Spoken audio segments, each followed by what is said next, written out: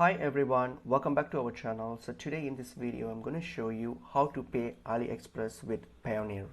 So let's get into the video. So open up AliExpress and log into your account, and once you're on your account here, so if you want to pay using your Payoneer, then you can do so. So let me first add something to my cart so that I can check out to get to the payment method. So let me check out. So I've got this in my cart, so I'm going to check out. So this is my item here. I have this item and I've plugged in my shipping address and all those details. So when I get to this payment method option here, so if I want to use my Payoneer, then I will be only do so if I have the Payoneer MasterCard.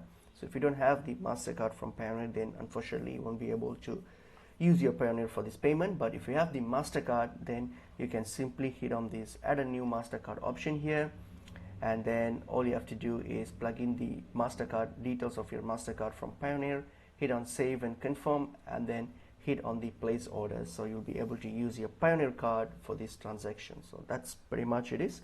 Hope this video was helpful. I will see you in another video. Thank you.